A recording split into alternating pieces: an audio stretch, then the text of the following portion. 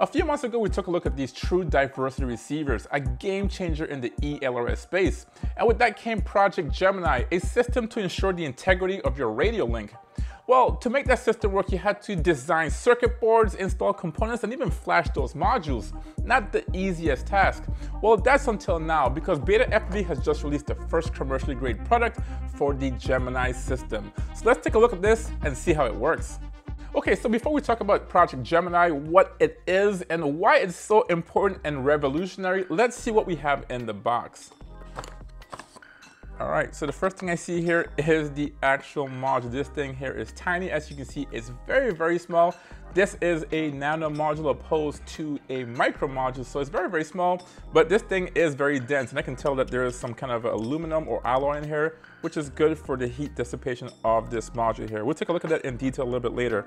Next, we have an adapter here. We talked about this being a nano module, so here's an adapter to convert from the nano to the actual micro, so this can fit into your full-size radios, JR Pretty cool that they thought about this, and this is really smart by BetaFPV because this saves a lot of money in engineering fees, and one product can fit both size radios. So pretty cool that they actually included that in the box. Besides that, we do have a USB-A to USB-C cable, and that's to either flash your module or to power it up to do some testing or flashing.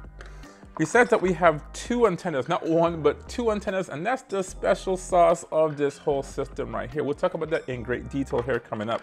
Besides that, we do have a USB-C to XD30 plug, and then we have like a JST connector here for your older style radios. So this is pretty cool that they also installed this. And because you have also older style radios, they may not be a JR bay in the back. You do have a double side tape here to actually stick and install it in the back of your radio. Besides that, you just have a QR code to go to the website for support and for their manuals.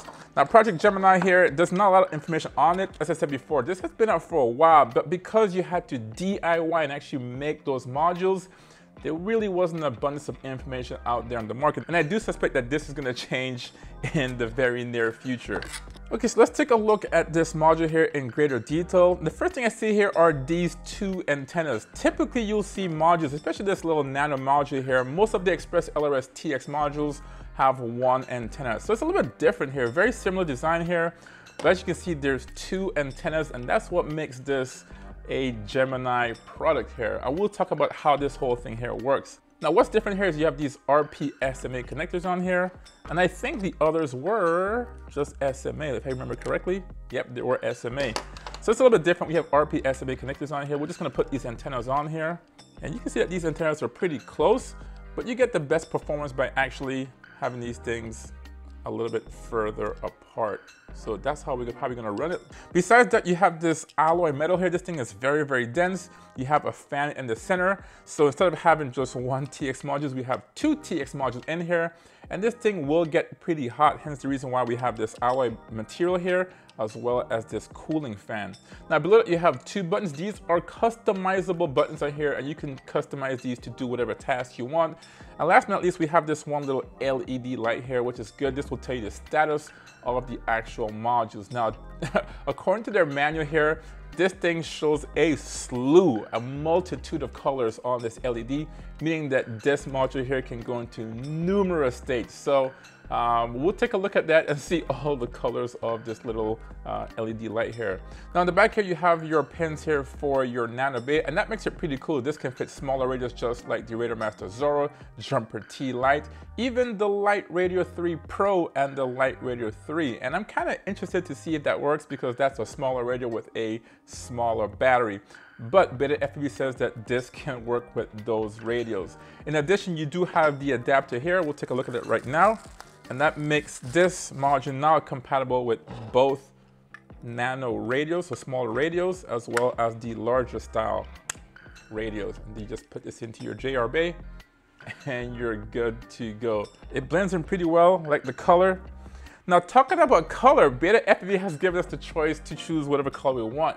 This comes in 3 different colors. I have the black version here. It also comes in red as well as a gray color. Okay, so now that you've seen this module, let's talk about why you want, or actually why you need this technology for your drones. In order to do that, we talk about where we came from and where we currently are in the FPV hobby.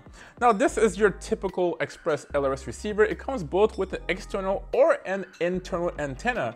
And the way this works is pretty simple. You have your transmitter right here. It's connected to your radio. You move your sticks and it sends information in the form of packets from your transmitter to your receiver. Your antenna receives it and that sends a signal to your flight controller, making your drone move left, right, up, or down. It's pretty simple, and in the Express ELRS world, it is very effective, guys. Really, really good link. With that said, there is the potential that these packets will not make it to your receiver, whether it be interference physically or electronically, and that can happen a lot. And that's why a lot of pilots, including myself, monitor link quality and RSSI dBm in the OSD while flying. And I'll refer to that statement over and over again throughout this whole explanation here.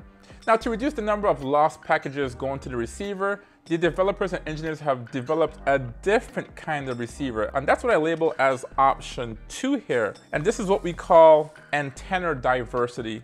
Now, this is a pretty cool system right here. Instead of having 1 antenna, we now have 2 antennas, and I label it antenna A and antenna B. And this works in a similar fashion. You have your transmitter right here connected to your radio, and as you move your sticks, it sends packets of information to your receiver in the drone. And because we now have 2 antennas, we have a radio in our receiver, and it can decide, hey, let's receive the packets from the stronger antenna, the one with the stronger signal. So in case it's antenna A, it will receive the information from antenna A, or antenna B. The one with the stronger signal will receive that information, and that gives you a lesser chance of missing that packets going to your radio. It's very, very smart. It does reduce fail-safes. You have better link quality, and you can actually install these antennas, one in the front or one in the back of your drone, in even different polarities to ensure that you're receiving the information. So whether you're going to or away from your radio, this thing here does a really good job. But in the same manner like the original receiver, you do have the potential to lose packets, or in certain cases, the antenna switching may not switch fast enough, or it might switch to the other antenna, and then you might actually still lose signal and probably have a fail-safe. The chance of that is very, very low, but it is possible in this scenario. So what do we do? That leads us to current day, the technology that we have as of today. And that is a true diversity receiver. Now that's a little bit different than this one. In this case, this receiver can choose between antenna A or antenna B. But with true diversity, this receiver can receive both from antenna A and antenna B simultaneously. In fact, we have 2 radios on this one receiver. So it works in the same manner. This little transmitter here sends the packets of information to our receiver and our drones, and both antenna receives the information. Really, really cool. So in the case that we do have some kind of interference, let's just say there's some kind of electric interference right here for some crazy reason, and this packet doesn't make it towards this antenna, well, no big deal. This other packet here goes to the other antenna, and that sends the information to my drone and my flight controller, and I regain or maintain my radio link. Really cool invention, and this thing here is really, really awesome, guys. Now, in all 3 of these options here, the receiver was doing the heavy lifting. And what I mean by that, in every case, we've been improving the receiver every time, but they're still susceptible to interference, and that cannot be changed. Say, for example, I want to make a phone call here. So say I'm on the phone here, I want to call one of my buddies. Let's say I want to call Joshua Bardwell. I say, hey, JB, how's it going, man? Yeah, how's that remote ID going, man? That's pretty cool, huh? And then, you know, I'm in this nice studio, very cool, quiet. I have sound blankets over here, so it's very nice and comfortable. I can speak in a very soft tone, and he can hear all my words. But if we introduce some kind of interference, let's say a physical interference, say for example, I'm having that same conversation now, and I'm now at the airport on the tarmac with airplanes and jets taking off. It could be very loud. So in order to have that same conversation, I can do one of 2 things. Most likely, I'll have to speak louder and say, hey, can you hear me? So at this point, I'm now increasing the power output of my voice to help penetrate through the noise, the interference in and around my environment. Now that might work. Yes, JB might hear most of my conversation, but there's a high chance he's not gonna hear every single word in that conversation. And that is true with this situation right here.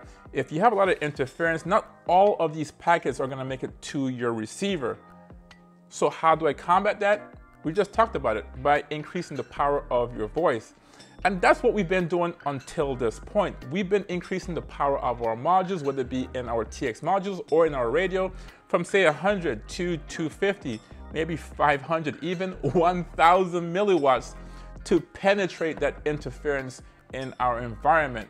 And although that does work, it's not perfect. As I said before, not all your packets will make it through the interference to your radios. And I'll say it again, that's why I like flying with both my link quality and my RSSI dBm in my OSD. So once I do increase the volume or power output on my module, I can see that the RSSI dBi goes up, so I have a higher strength, but I can also monitor the quality, see how many packets are going to my receiver. The higher the number of your link quality, the higher the number of packets are being received by your receiver. The lower the number, the less amount of packets are being received to your receiver. So in essence, link quality is actually probably more important than your actually RSSI dBm value. So what else can I do besides increasing the power? Well, I can just change my environment. Instead of yelling into the phone and saying, "Hey, can you hear me now?" I can just walk back into the terminal where it's a little bit quieter and then resume my normal speaking voice and have a conversation. I can say, hey, how's it going, JV? What, the FA is coming? All right, bro, I gotta go, man. So now you're in the terminal, the environment is a little bit quieter, less interference, you can have a normal speaking conversation, and that's what Project Gemini kind of does. Let's talk about it. Okay, so now we have our Gemini system right here, and it takes it a step further than true diversity in your receiver. Now, to make this optimum, you do want to have a true diversity receiver. Now, the beauty of Gemini is that instead of using one antenna to transmit, it's using two or both of the antennas. As I move my stick commands, this module here sends the information in packet form from both antennas. So, in sense, we know that since Express ELRS 3.0, we can send packets up to around 1000 hertz. In this case, what Project Gemini does, you can say, okay, well, instead of sending 1000 packets and only say 30% of the packets receiving to my receiver, let's send 500 packets twice to my receiver. And how it does this by using these two antennas right here. So as you move the stick, this module here sends the packets from both antennas simultaneously. So let's just say at 500 hertz. But let's now say that you're in an environment that's unfavorable with high interference. Well, that is possible. You can't control the environment. So let's just say you're flying in an environment where there's a lot of interference. And let's just say this signal here is interfered with, is blocked due to, say, Wi-Fi antennas in the area, in the city, or maybe you're flying at a race where there's multiple drones flying at the same time. And if that happens, these packets are not gonna make it to this antenna or this receiver. But that's okay, because Gemini will send the same information on the other antenna simultaneously at the same packet rate, but on a different channel or different frequency, usually a difference of 40 megahertz. Which is good, because if this was interfered with because of that frequency, there's a different channel over here, and most likely this packet is gonna make it to the second antenna on your drone. So it's almost like having diversity or true diversity in your receiver and having true diversity in your TX module as well. It's really a game changer, guys. Now, as I said before, typically with Express ELRS 3.0, you can send up to 1000 hertz or 1000 packets per second. Well, with Project Gemini, you can cut that in half and send 500 here and 500 here simultaneously. That means 1000 total.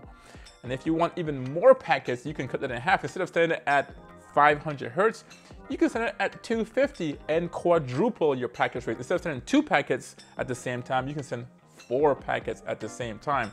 So as you lower your packet rate, you do increase the potential of all your packets being received to your receiver and your drone.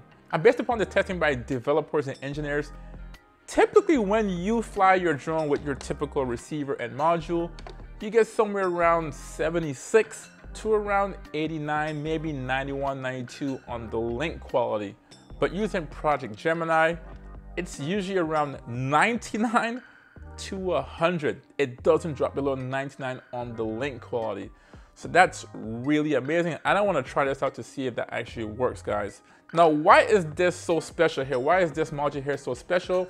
It's because prior to this, you had to actually make these modules, guys. You had to get a PC board. You have to get the components, usually in the form of receivers. Typically, the way they did this in the past was using a receiver. Yes, a receiver. These are actually transceivers. These things can actually transmit some information, hence the reason why you can get telemetry back to your radio. And they pretty much convert these to make these transmitters. They put these in the radio, and then they use two of them. Let's just say we have, let's use this for example. We have two of them, and now you have diversity in your radio. Now the problem with these are these receivers, quote unquote receivers, were designed to receive information and not to really broadcast information. So these things are limited by power. So if you're gonna use this to make it yourself, you're pretty much limited to around, let's say 50 to 100 milliwatts. Anything above 100 milliwatts, these things will fry itself. And hence the reason why those things weren't so reliable. The good thing about this one here is that this thing here is all self-contained. There's two of them in here. And this is good for not only 50, 100, 250, 500, and yes, you heard it right, 1,000 milliwatts from each antenna. It's really a game changer. So you have a module of this size with the power of this larger module right here. This was the 1 watt module. Here's the size difference right here. And you have diversity. So this thing here makes it very easy to enter the Gemini system, guys. Really, really cool. So now that you know how this works, let's put this on the radio and see how this thing here actually comes together. Okay, so we have our modules here. We have our antennas on our module. Never power this up without the antennas on here. This thing will fry the actual modules on the inside. Now, I can use this on both a smaller radio like my Jumper T Lite, or maybe my BetaFPV Light Radio 3 right here. Now, we'll do this last and see if it works. But it does work with smaller radios like, as I said before, the T Lite, like the Zorro, or even the Tango 2. That all is compatible with this Gemini module right here. Because I do want to illustrate the menu on the screen, we are going to go with a full-size radio. This is the Jumper T18 Pro, and it's as simple as just put this on here and using this adapter, and pretty straightforward. Go to the back of your radio and just put this in the JR bay. And it just locks into place. Like, look at this. This is pretty cool. I have like 3 antennas on here. Welcome to OpenTX. Okay, so I'm using OpenTX on this radar right here. You can also use EdgeTX. In fact, EdgeTX might be a better option than OpenTX. But in this case, this is the only radar with a large screen to demonstrate the menu once you have this thing here plugged in. And as you can see, my module here is lit. You can see the lights on the back. Pretty nice. And those LEDs can change color. All right, now to see the menu here, you want to have Express ELRS 3.x or higher. And you also want to have the latest Lewis script on your radio as well. So you go to Systems right here, and we just scroll down to Express ELRS. And here it is. And as you can, the first thing you see here is the packet rate, all right? And you're gonna see this thing here jumping up and down. I think it's because I'm running an older version of OpenTX on this radio here. But as you can see, it says 250 Hertz, which is good. You can select it and you can change that number on here. You see 33 Hertz full and 500. And this is all in the Gemini because I do have antenna mode as Gemini in there. I'm gonna use 250 Hertz since that's default, and that gives me the best option since multiple packets to my receiver. Then you have your telemetry ratio here. I have standard, which is 1/64. So for every 64 packages that's sent to my receiver, the receiver is going to send 1 telemetry information back. Then you have the switch mode. You have wide and then you have hybrid. We'll keep it on wide for now. And the real important part here is the antenna mode, which is why we have this Gemini module in the back here. So then you have Gemini. You can switch it between Gemini, which it sends both information simultaneously from both antennas on your module. Then you have antenna 1, which it sends information only from one antenna, but it received telemetry from both antenna on the actual module. Or you have antenna 2 where it sends information only from antenna 2 to the receiver, but it also receives information or telemetry from the receiver on both antenna.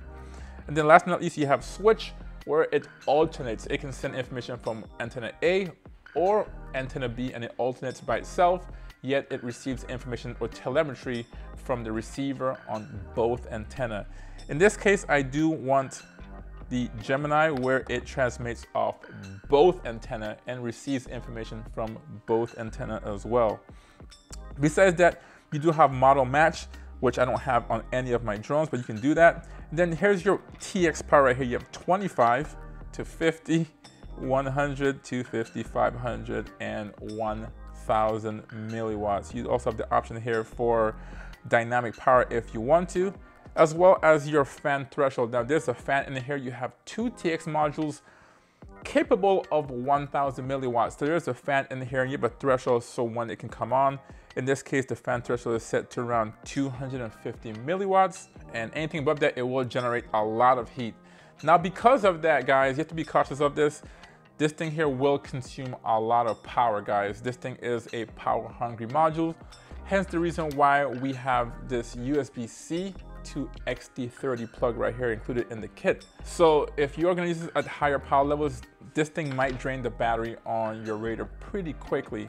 Now this module in the back here is compatible with batteries between 2 and 3S. Nothing higher than that, guys. Just make sure you're aware of that. And besides that, we have the VTX administrator, which is pretty straightforward. You have Wi-Fi connectivity, so you can use that to turn on the Wi-Fi for the actual backpack module or for the module in here to update the firmware. Besides that, we do have the backpack as well, which is good. And that allows you to change the channel in the VTX in the drone as well as the channel in your goggles. Now besides that, below here, the last but not least, you have the actual version here, Express ELRS 3.3. It is shipped with 3.3 from the factory, which is pretty good. But at the time of filming, there is no target in the Express ELRS configurator. I got this early, so there's no targets in there. So in that case, in this demonstration today, I probably will have to do the bind button here and then do the 3-plug method on my receiver. And that's it.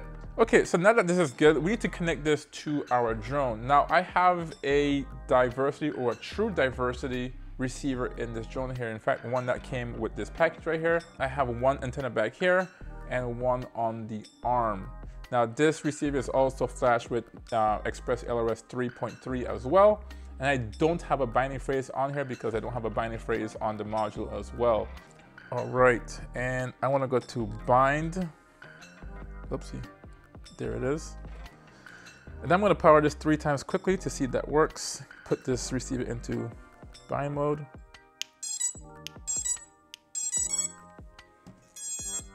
That's 3 times.